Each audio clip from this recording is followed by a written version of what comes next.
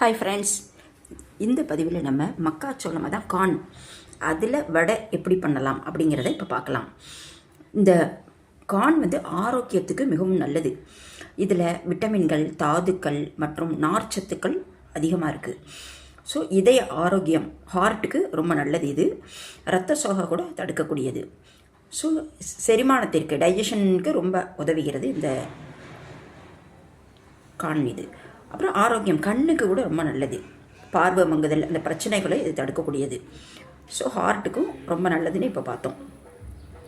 இன்னொன்று, இது இதில் இருக்கும் இந்த விட்டமின் B12, இரும்பு சத்து, இது போலிக் அமிலம் போன்றவை இரத்த சிவப்பணுக்களை அதிகரிக்க செய்கிறது. அப்புறம் இது எலும்புக்கு கூட ரொம்ப நல்லது, போன்ஸுக்கு. மக்காச்சோளத்தில் உள்ள அந்த மெக்னீசியம் மற்றும் பிற தாது எலும்புகளின் அதோட ஸ்ட்ரென்த்து, வலிமைக்கும் ஆரோக்கியத்திற்கும் ரொம்ப நல்லது இது. ஸோ நம்ம இதில் பண்ணக்கூடியதுனால இந்த கார்ன் ரொம்ப ஆரோக்கியத்தை கொடுக்கக்கூடியது. ஸோ இதை என்ன பண்ணணும்னா, ஆக்சுவலாக இது நல்லா ஊற வைக்கணும். எவ்வளவு நேரம் நல்லா ஊறுறதோ அதை நம்ம அரைச்சிடணும். ஆனால் அரைக்கிறது நம்ம இந்த இட்லிக்கு அரைப்ப முடியாத மாதிரி கிரைண்டரில் போட்டோம்னா கொஞ்சம் நல்லாயிருக்கும். அதை கூட ஏதாவது கொஞ்சம் பொரியடலை, ஏதாவது பருப்புக்களை அது கூட போட்டு அரைச்சாதான் அரைக்கும். இல்லைன்னா அரைக்கிறது கொஞ்சம் சிரமம். ஸோ நல்லா ஊற விடணும். ஊற விட்டு அரைச்சி அந்த மாவை இதை மாதிரி நம்ம சின்ன சின்ன வெங்காயம் கட் பண்ணி போட்டு, அப்படி இல்லைன்னா வெங்காயம் யூஸ் பண்ணலை அப்படின்னு நான் இதில் வெங்காயம் யூஸ் பண்ணலை.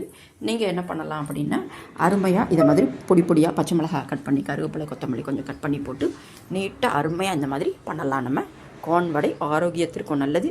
நீங்களும் செஞ்சு பார்த்து சந்தோஷமாக மகிழ்ச்சியாக வாழணும். கடலை மாவு, உப்பு, காரம் போட்டு இதை செஞ்சுக்கணும். Thanks friends.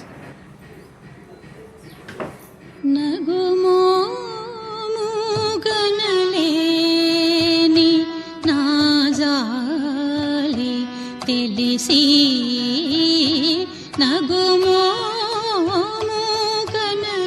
కనలేని నా జాలి తెలిసి నగుమో కనలేని నా జాలి తెలిసి నగుమో